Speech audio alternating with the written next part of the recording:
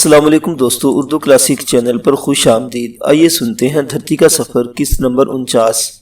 معزز سامعین، آپ سے امید کی جاتی ہے کہ ویڈیو کو لائک کریں اور چینل کو سبسکرائب بھی کر دیں، شکریہ۔ صاحب اور بیگم صاحبہ بھی اس گھاٹی کے گہرے بھیانک سناٹے اور ہزاروں یا لاکھوں برس پرانے دو شاخے درختوں پر بے حد حیران و ششدر اور بہت دیر تک انہی کے بارے میں باتیں کرتے رہے۔ پروفیسر ہرش آثار قدیمہ کے ماہر نیز کسی ہڈی یا پتھر کی عمر کا اندازہ لگانے میں اتھارٹی سمجھے جاتے تھے۔ انہوں نے دو شاخے درختوں کے متعلق جو کچھ کہا اسے محض اٹل یا قیاس رائے قرار نہیں دیا جا سکتا۔ وہ درخت ماضی کے اسرار میں لپٹے ہوئے اور وہ گھاٹی جہاں ہم نے پڑاؤ ڈالا دنیا کے عجائبات میں سے ایک عجوبہ تھی، جس نے دل و دماغ پر پرانے زمانوں کا انجانا خوف مسلط کر دیا تھا۔ جب آدمی کسی نامعلوم خوف میں مبتلا ہو، بے حد ہوشیار اور چکنا ہو جاتا اور اپنے سائے سے بھی ڈرتا ہے کہ شاید کوئی اندیکھا غیر مرئی وجود اس کا تعاقب کر رہا ہے، میں اور سونگا مونگا اس وحشت کا شکار ہوا کی سرسراہٹ بھی چونک اٹھتے اور اسی طرح چوکسی کرتے رہے، مگر کوئی خلاف معمول واقعہ پیش نہ آیا۔ البتہ صبح کاذب کے وقت ایک سایہ کالے درختوں سے نکل کر چپ چاپ گھاٹی میں داخل ہوا اور میں نے فوراً پہچان لیا وہ پراسرار تگائی تھا یا پھر چانگا کی زبان میں صدیوں کی روح، جو کسی روح کی مانند بے آواز چل رہا تھا۔ میں نے آگے بڑھ کر اس کا سواگت کیا اور سواگت یوں کیا کہ کمر تک اس سربستہ راز بوڑھے جادوگر کے سامنے جھک گیا۔ میں اس کی اور وہ میری زبان نہ سمجھتا تھا۔ میں نے رائفل بائیں ہاتھ میں سنبھالی اور دائیں ہاتھ سے خیمے کی طرف چلنے کا اشارہ کیا۔ صاحب کا حکم تھا بوڑھا رات کے کسی حصے میں بھی آئے انہیں فوراً بیدار کر دیا جائے۔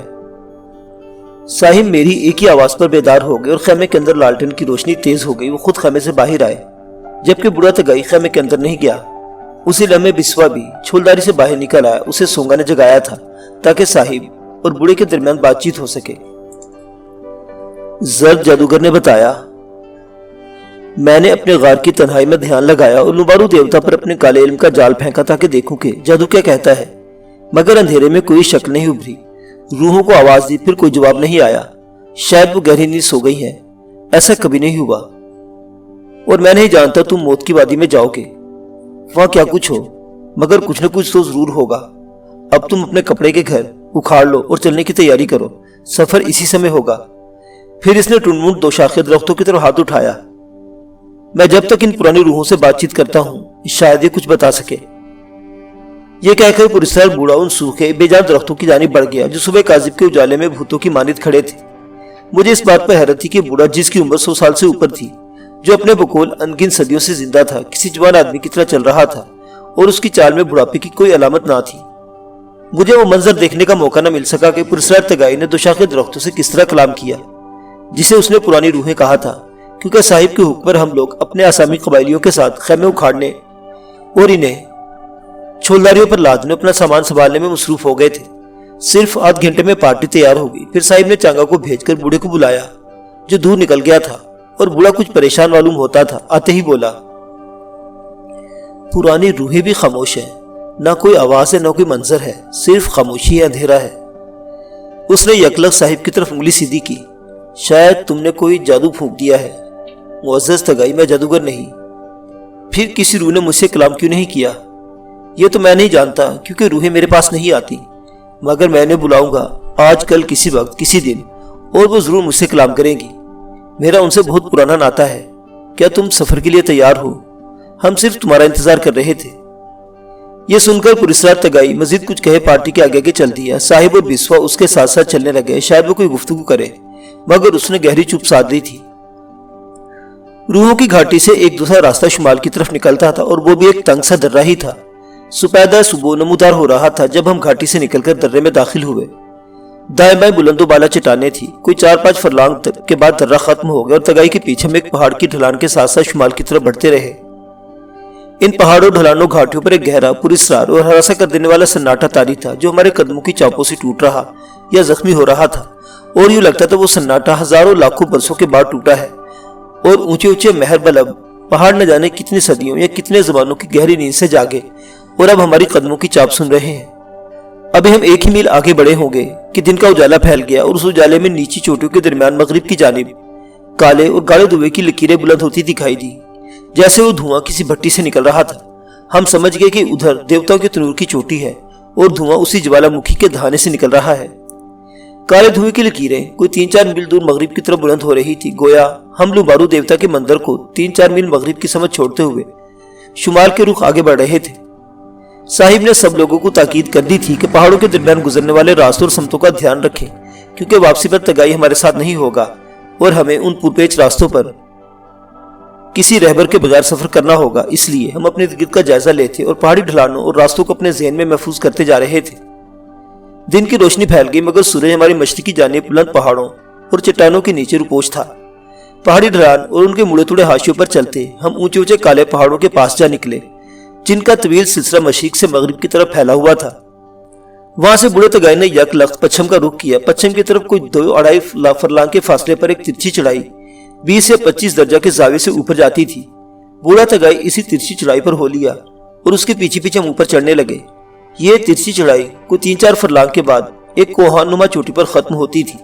اس چوٹی تک پہنچتے پہنچتے سردی کے باوجود ہمیں پسینہ آ گیا۔ غاروں کے شہر کی طرف سفر کے دوران اگرچہ مختلف پہاڑوں اور ان کے نشیب و فراز سے گزرے تھے، خطرناک بلندیوں سے گہری کھائیوں اور سرنگوں میں اترے تھے، حتیٰ کہ اس 250-300 فٹ گہری اور نیرنگے زمانہ خندق کی اونچی نیچی ترچھی پگڈنڈیوں پر بھی سفر کر چکے تھے، جسے دیکھ کر دلوں میں ہول پیدا ہوتا تھا۔ مگر 3-4 فرلانگ کے بعد وہ ترچھی چڑھائی ایسی کٹھن تھی کہ اگر ہمیں پہاڑی راستے یا پھر موت کے حاشیے عبور کرنے کا تجربہ نہ ہوتا تو ہمارے کچھ ساتھی ضرور نیچے لڑک گئے ہوتے۔ نئے ساتھیوں بسوا، الیگزینڈر کوپر، اس کی بیوی ہیلن کوپر، چاؤ اور ینگ کی حالت کافی خراب تھی۔ کچھ لوگ انہیں سہارا دیتے ہیں، مگر 100-125 سال کا بوڑھا تگائی جو ہم سب سے ضعیف العمر تھا، کسی جگہ رکے اور دم لیے بغیر چوٹی پر پہنچ گیا۔ سب لوگ اسے حیرت پاش نظروں سے دیکھتے اور سوچتے رہے، کیا سچ مچ وہ کوئی مافوق الفطرت ہستی ہے؟ بلندی پر پہنچ کر دیکھا تو دیوتاؤں کے تنور کا دھواں اگلتی چوٹی ہمارے سامنے تھی، مگر درمیان میں ناقابل عبور اور محیط چٹانوں اور پہاڑیوں کا سلسلہ حائل تھا۔ ہم کالی چٹانوں کے درمیان کھڑے تھے، ارد گرد پہاڑی پہاڑ تھے اور کچھ نہیں تھا۔ اس بلندی سے جہاں ہم کھڑے تھے ویسی ہی ایک ترچھی ڈھلان پچھم کے رخ نیچے اترتی تھی۔ وہ ڈھلان چڑھائی سے زیادہ مشکل تھی، کیونکہ اتار چڑھاؤ کی بنسبت ہمیشہ خطرناک ہوتا ہے اور قدم با قدم پھسلنے لڑکنے کا خطرہ رہتا ہے۔ بوڑھے تگائی کے پیچھے پیچھے 3-4 فرلانگ کی وہ ترچھی ڈھلان اتر کر ہم بلند عمودی چٹانوں کے تنگ سے دامن میں پہنچ گئے اور دامن کوہ کی اس لکیر پر شمال مغرب کی طرف بڑھے۔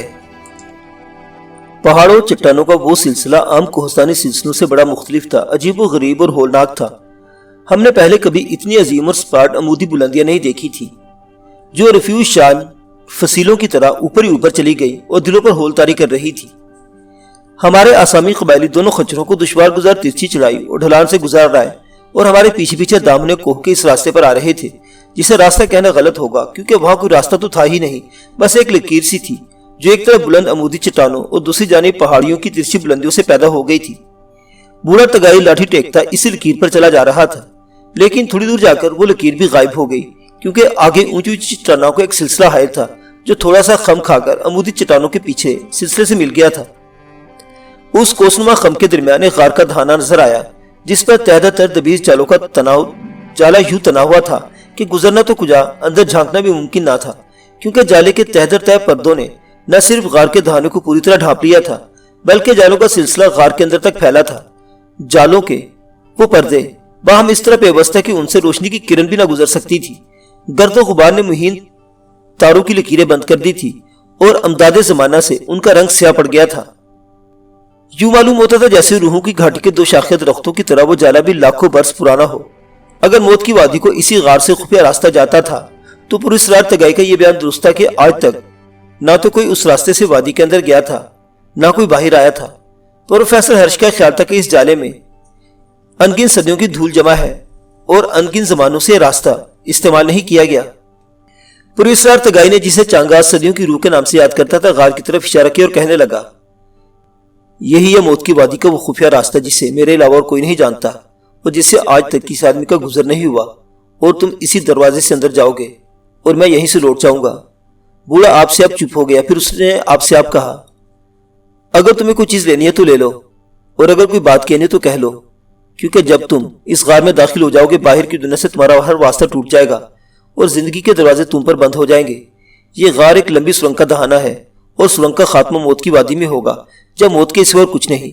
اگر تم موت سے ڈرتے ہو کیونکہ تمہارے ساتھ 3 عورتیں بھی ہیں تو یہیں سے میرے ساتھ لوٹ چلو، اگر موت سے نہیں ڈرتے تو یہ جالا کاٹ کر جسے انگن زمانوں کے ہاتھ بنتے رہے ہیں سرنگ میں داخل ہو جاؤ۔ اس کے ایچ پیچ سے گزرنے کے بعد तुम दूसरे धाने तक जा पहुंचोगे जिसे एक चट्टान ने ढांप रखा है। उस चट्टान को तोड़कर तुम मौत की वादी में दाखिल हो जाओगे और देवता से मिलोगे, मगर खच्चर तुम्हारे साथ सुरंग अबूर नहीं कर सकेंगे, क्योंकि इस रास्ते में एक गहरा कुआं है जिसे जानवर पार नहीं कर सकते। जो ही बूढ़े ने बात खत्म की, साहिब ने वो सवाल किया जो हर कोई करना चाहता था और जिसने सबको परेशान कर रखा था। वो हैरानकुन सवाल ये था, तगाई, तुम कहते हो कि कोई आदमी मौत की वादी में दाखिल नहीं हुआ, ना कोई बाहर आया है।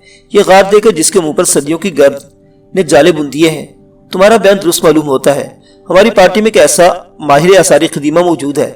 साहिब ने प्रोफेसर हर्ष की तरफ इशारा किया, जिसने तस्दीक किया कि ये जाले हजारों बरस और शायद लाखों बरस पुराने हैं, इसलिए कई जमानों से कोई आदमी इस गार में दाखिल नहीं हुआ। और ये हम भी जानते हैं कि जो कोई अंदर जाएगा इन जालों को काट कर ही अंदर जाएगा, मगर तुम बताते हो सुरंग में खच्चर नहीं जा सकते क्योंकि रास्ते में गहरा कुआं है जिसे जानवर अबूर नहीं कर सकेंगे, और तुम एक चट्टान का पता भी दे रहे हो जिसने सुरंग के दूसरे धाने को ढांप रखा है। तो फिर तुम वो बातें किस तरह जानते हो जो दूसरा कोई नहीं जानता? पूरी सरार तगाई ने साहिब का सवाल बड़े गौर से सुना, कुछ सोचता रहा, फिर बदले हुए लहजे में कहने लगा, मैं मौत की वादी के इसरार और खुफिया रास्ते को जानता हूँ, क्योंकि इस रास्ते पर सफर कर चुका हूँ, मगर याद नहीं वो सफर मैंने कब किया था। शायद इस वाक़े पर इतने जमाने बीत चुके जिनका शुमार नहीं हो सकता, और जिस तरह जमानों की धूल ने गार के धाने पर जालों के पर्दे तान दिए हैं, उसी तरह उन बीते लम्हे और उन मौसमों ने मेरे ज़हन पर भी पगडंडियों का जाल बुन दिया है, और मेरी याददाश्त उन पगडंडियों में भटक जाती है। इसलिए मैं भरोसे से नहीं कह सकता कि इस गार और सुरंग से कब गुजरा था। कभी कभी ख्याल आता है शायद वो कोई ख्वाब था जो न जाने मैंने कब देखा। हो सकता है जो कुछ बयान करता हूँ वो एक ख्वाब ही हो, मैं खुद भी एक ख्वाब हूँ जिसे कई जमानों की आंखों ने देखा है। वो लोग जो यहाँ रहते हैं मुझे एक ख्वाबी समझते हैं। मैं उनकी पुश्तों को, उनके बाप दादों, परदादों और नगर दादों को जानता था जिस तरह आज के लोगों को जानता हूँ। शायद मैं उस जमाने से हूँ जब यहाँ देवताओं ने ज़ुहूर किया, या मैंने कल ही जन्म लिया है और वो सब बातें इसी तरह जान ली है जिन्हें यूं बयान करता हूँ जैसे ख्वाब बयान किए जाते हैं। मैं खुद भी नहीं जानता कि मैं कब से हूँ और कब तक रहूंगा। शायद मैं इस दुनिया की इब्तिदा भी हूँ और इंतहा भी हूँ, और जब खत्म हो जाऊंगा तो सब कुछ खत्म हो जाएगा।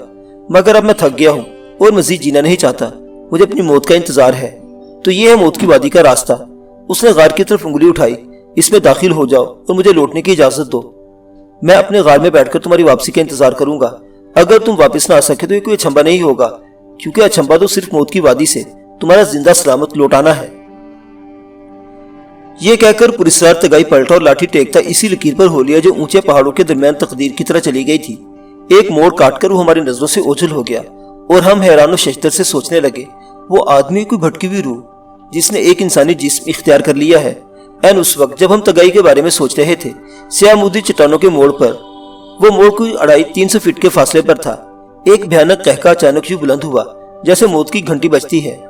वो आवाज मोती की तरह सर्द और खौफनाक थी, जो काले बालों से टकराकर एक लर्जा खैर सदाए बाज़गश्त में ढल गई और फजा में गूंज पैदा करती हमारी समाज से टकराई, गोया मौत हमारा इस्तकबाल करने आई हो। इस सदाए बाज़गश्त में गुजरे जमानों की वहशत और तूफानी हवाओं की गूंज थी, जब उनकी गर्दिश के मदार भी मुतय्यन नहीं हुए थे और वो फजाओं की पिन्हाइयों में आसेबों की मानिद आवारा भटकती फिर रही थी।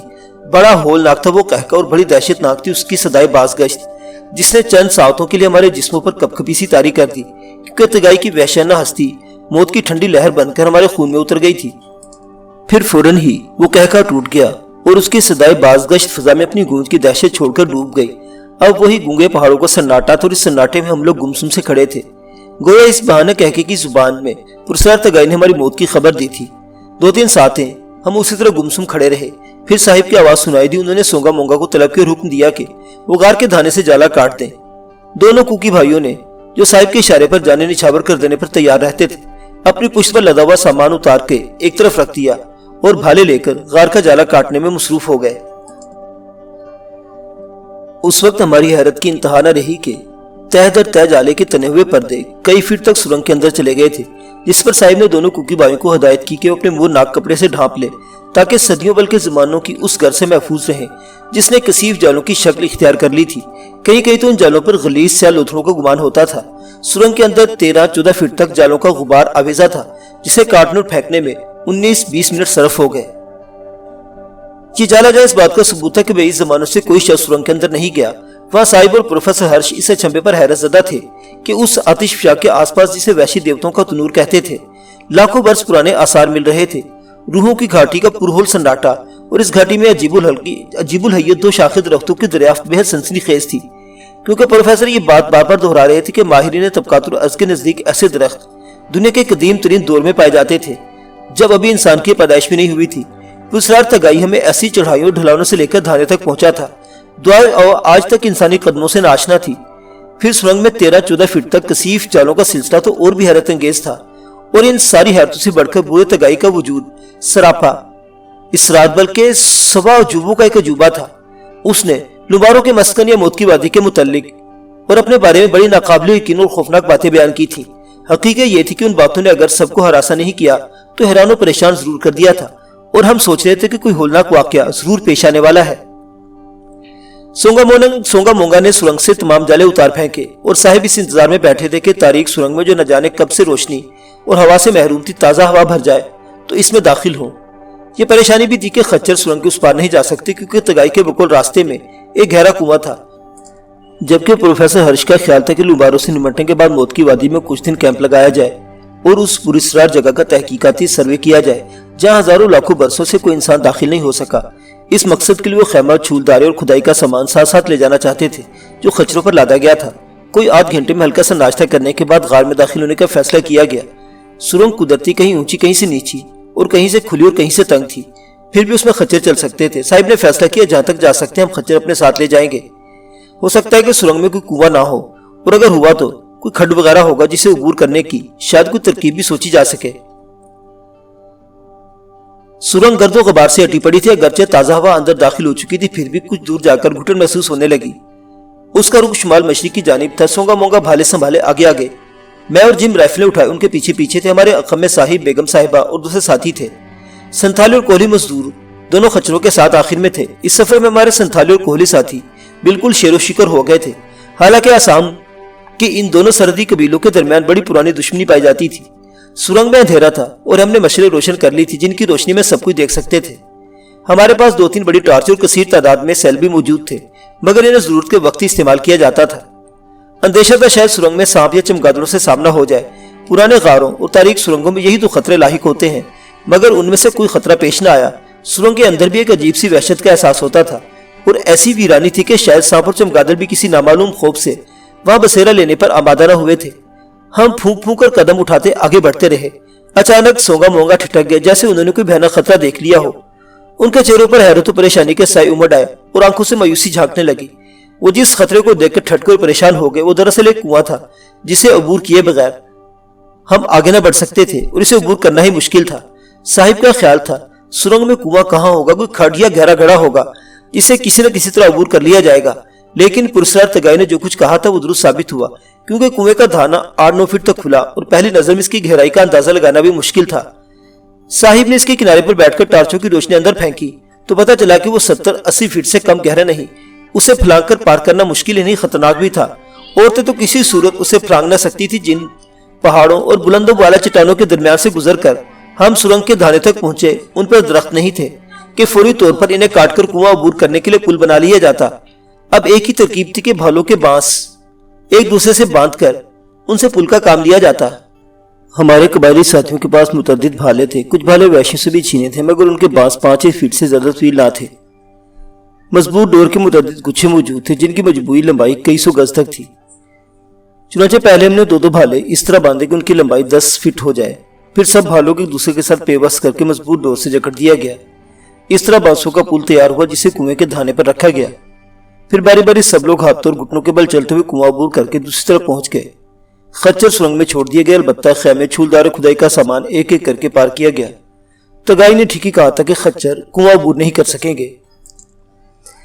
इस कश्मकश में दिन के 3 बज गए। कुआं अबूर करने के बाद हमने दोपहर का खाना खाया और भारी सामान को समेटते उठाते सुरंग के धाने की तरफ बढ़े, जो करीबी था। लेकिन वो दहाना बंद पड़ा था, क्योंकि बाहर से एक चट्टान की गगार इस तरह जमीबोस हो रही थी कि दहाना पतली सी झरी में तब्दील हो गया था।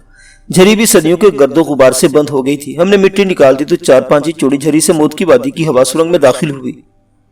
बड़ी तेज और सनसनाती हुई हवा थी। अब हमें चट्टान की जमीबोस कंगनी को तोड़कर लुबारों के मस्कन, यह बूढ़े तगाई ने कहा था, मौत की वादी में दाखिल होना था। खुदाई करने वाले कबायली मजदूरों ने कुदालें उठाई और चट्टान की कंगनी पर जरबे लगाने लगे।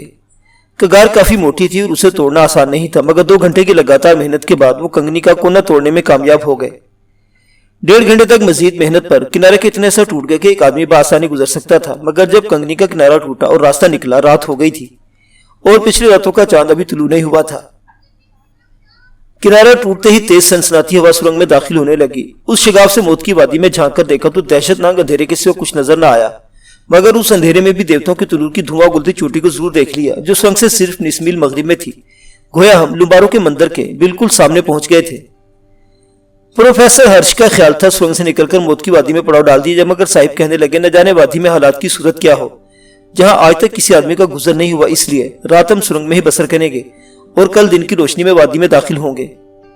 یہ خطرہ بھی تھا کہ اگر درندہ کہیں آس پاس ہوا اور اسے ہمیں دیکھ لے ہماری پارٹی کی بو سونگھ لی تو اندھیرے میں ہم پر جھپٹ پڑے گا اور اس حالت میں اسے گزر پہنچانے کے بجائے شاید ہمیں کوئی نقصان اٹھانا پڑے۔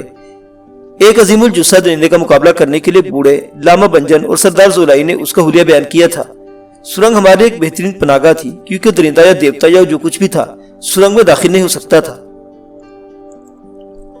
رات کا کھانا کھانے کے بعد ہم نے سرنگ میں ہی اپنے سفر کے بستر کھول لیا۔ وہاں وحشیوں کے حملے کا خطرہ نہیں تھا، نہ یہ ڈر تھا کہ عظیم الجثہ جاندار شگاف کے اندر گھس آئے گا۔ سرنگ میں ہم خطرہ محفوظ اور اطمینان سے رات بس کر سکتے تھے۔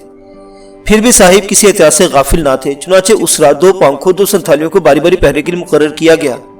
صاحب، سردار زولائی، عبدل، سونگا مونگا مجھے جم کو مکمل آرام دلانا اور دوسرے دن تازہ دم دیکھنا چاہتے تھے۔ سفر کے دوران ہم لوگ اکثر پہرے پر رہے تھے، مگر وہ ہمارے آرام کی رات تھی اور سرنگ میں ہر خطرے سے محفوظ ہونے کے باوجود بڑی بھیانک اور وحشت انگیز تھی وہ رات۔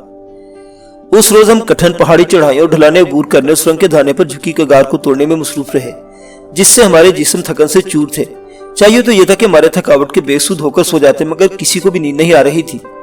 مشلوں کی روشنی میں کنویں کی ایک جانب دونوں خچر بھی حیرت کی نظر سے ہمیں دیکھ رہے تھے اور ہماری پریشانی تو ایک دوسرے سے پوشیدہ ہی تھی۔ غالباً ذہنوں پر یہ احساس غالب تھا کہ ہم موت کی وادی تک آ پہنچے اور ایک ہولناک خطرے سے دوچار ہونے والے ہیں، یا پھر اس خیال سے نیند نہیں آ رہی تھی کہ ہم ایسی جگہ ہیں جہاں ابتدائی آفرینش سے کوئی انسان کا گزر نہیں ہوا، اور یہی خیال ہمارے ذہنوں اور دلوں پر خطرے کی دستک دے رہا تھا۔ حالات لاکھوں یا کروڑوں برس پہلے کی وحشت اور دہشت کا منظر پیش کر رہے تھے۔ اس وحشت کے بعض مظاہرے 2 شاخہ درختوں کی صورت میں پیچھے چھوڑائے تھے، اور اب فلک بوس کالی چٹانوں کے اندر اس سرنگ میں جو قدرت کی صناعی کا حیرت انگیز نمونہ تھی، گزرے زمانوں کی پرسراری سے 2-4 تھے۔ پارٹی میں اکثر لوگ مہذب اور تعلیم یافتہ تھے، جن کے متعلق ضعیف الاعتقادی یا کسی توہم پرستی کا تصور بھی نہیں کیا جا سکتا تھا، لیکن تقدیر پارٹی کو ایسی جگہ لے آئی تھی جہاں تہذیب اور علم کی کوئی بقعت نہیں تھی، اور ایک نامعلوم خوف نے جس کا کوئی نام نہیں تھا سب کو گھیر لیا تھا۔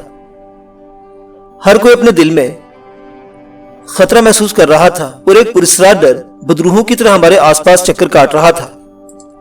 پروفیسر ہرش کا یہ انکشاف بے حد سنسنی خیز تھا کہ ہم لوگ لاکھوں کروڑوں برس قبل کی دنیا میں پہنچ گئے اور موت کی وادی میں زندے کے علاوہ اور کچھ خطرات پیش آ سکتے ہیں۔ یہ انکشاف ایک ٹھنڈی لہر بن کر جسموں میں اتر گیا تھا، اور اس کے ساتھ ہی پراسرار تگائی کی ذات ہماری حیرتوں میں کچھ اور اضافہ کر رہی تھی۔ بوڑھا جادوگر گزرے زمانوں کی بات کچھ اس طرح کرتا جیسے خود بھی ان کے ساتھ ساتھ چلتا زمانہ حال تک پہنچا ہو۔ بستر پر نیم دراز مورنگ نے اچانک صاحب سے سوال کر دیا، کیا کوئی آدمی ہزاروں لاکھوں برس جی سکتا ہے؟ سرنگ میں صاحب کی ہنسی دور تک گونجتی چلی گئی۔ وہ سمجھ گئے تھے مورنگ تگائی کی طرف اشارہ کر رہا ہے۔ انہوں نے جواب دیا، آدمی نہ اگلے وقتوں میں ہزاروں یا سینکڑوں برس جیتا تھا، نہ آج کل جیتا ہے۔ اس کی طبی عمر تھوڑی ہے، بہت کم لوگ 1 صدی کے اوپر جاتے ہیں۔ پھر تگائی کیوں کہتا ہے کہ وہ انگیز زمانوں سے جی رہا ہے؟ شاید اس وقت سے جب دنیا کی ابتدا ہوئی تھی۔ میرے خیال میں اس کی عمر 100 سال سے زیادہ نہیں، مگر وہ وحشیوں کے دادوں پردادوں نگر دادوں تک سب سے واقف ہے۔ ہر ذہین آدمی اپنے خاندان یا قبیلے کے بزرگوں سے واقف ہوتا ہے۔ بعض لوگ تو کئی پشتوں تک نسب نامے یاد رکھتے ہیں۔ ہندوستان میں بھاٹ برہمن یہ کام پیشے کے طور پر کرتے اور شادی بیاہ کے موقع پر لوگوں کے خاندانی شجرے بیان کر کے انعام لیتے ہیں۔ پھر آپ سرنگ کے بارے میں تگائی کی باتوں کو کیا کہیں گے؟ خود آپ نے پوچھا تھا کہ جب کوئی آدمی انگن زبانوں سے سرنگ میں داخل نہیں ہوا تو ایسی باتیں کیوں کر جانتا ہے جو دوسرے نہیں جانتے؟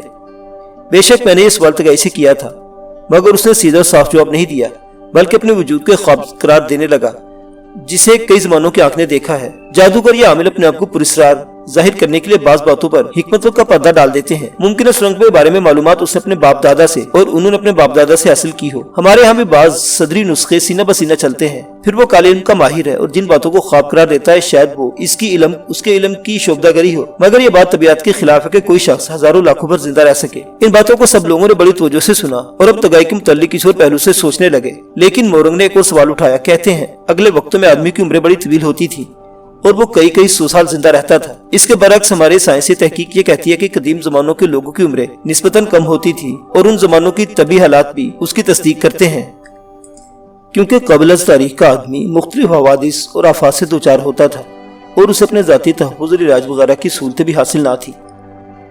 پروفیسر ہرش نے صاحب کی تائید کی اور بتایا کہ شروع میں آدمی نہ صرف جانوروں کی سی زندگی بسر کرتا بلکہ موت اسے بہت جلد گھسیٹ کر لے جاتی تھی۔ چنانچہ بعض علاقوں سے دریافت ہونے والے ڈھانچوں اور کھوپڑیوں سے قدیم آدمی کی اوسط عمر کا اندازہ 40 سے 60 برس تک لگایا گیا ہے۔ مسز ٹینا سولیا جو ساری گفتگو توجہ سے سنتی رہی اچانک بولی، بائبل میں آدم کی عمر 930 برس اور نوح کی عمر 950 برس بیان کی گئی ہے۔ اس مذہبی حوالے نے ایک نئی سنسنی پیدا کر دی اور صاحب کہنے لگے، الہامی کتابوں کی بہت سی باتیں اس تاروں میں بیان کی جاتی ہیں۔ ہو سکتا ہے کہ آدم کی اور نوح علیہ السلام کی جو عمریں بیان کی گئی ہیں اس سے دونوں کا عہد یا زمانہ مراد ہو، یعنی وہ مدت جن میں ان کی تعلیم رائج رہی، ورنہ اتنی طویل عمروں کے باوجود ان کی اولاد محدود نہ ہوتی۔ بائبل آدم کے 3 بیٹوں کا ذکر کرتی ہے اور نوح کے بھی 3 ہی بیٹے بیان کیے گئے ہیں۔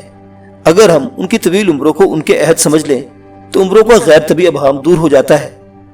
پھر صاحب نے بتایا کہ دنیا مختلف زمانوں میں مختلف حالتوں سے گزری ہے، زندگی مختلف شکلوں میں پروان چڑھی ہے، مگر کائنات کی بنیاد طبی عوامل پر ہے۔ ایک عمل دوسرے طبی عمل کا سبب بنتا ہے۔